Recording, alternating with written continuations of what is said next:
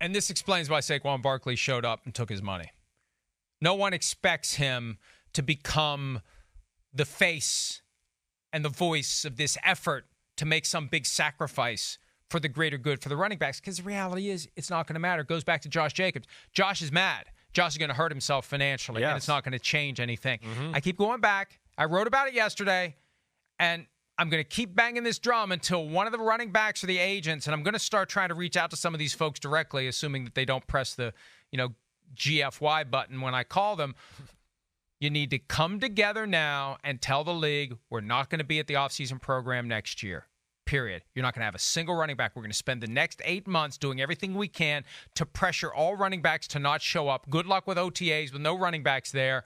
That's the only thing you can do collectively. And there's no downside to it because you don't get fined. You don't get in trouble. It's not a strike. The only guys that lose anything are guys who have workout bonuses, and maybe they make an exemption for them, and those guys just show up and not really do anything. I don't know. But that's the only way to put the pressure on to get the Simms solution. Nobody else. This goes back to you. You get the credit for it. A league-wide fund that pays the running backs for performance, playing time, yards gained, touchdowns scored, etc.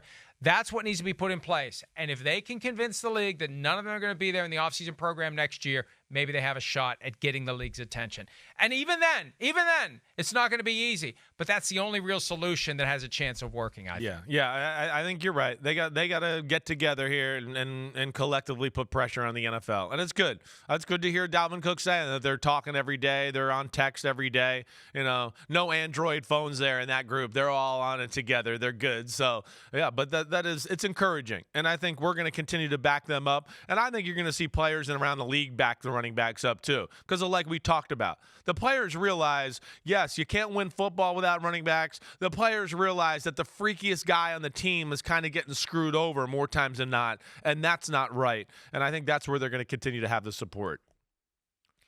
And look, even though this is an old problem, what they've done so far counts as a victory because it has become the biggest issue in football that we talk about every day, that everybody talks about every day. I got requests lined up, and I'm sure you do too. Hey, can you come on and talk about the running back situation? Let's talk about the running back situation.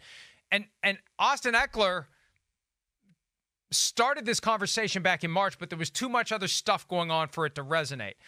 The real moment where it all came together was when Saquon Barkley and Josh Jacobs didn't get their long-term contracts when the stupid-ass deadline came and went last Monday. That's what really sparked all this. And so, guys, so far, congratulations. You've done a great job of getting people aware of the issue, getting people to care about the issue.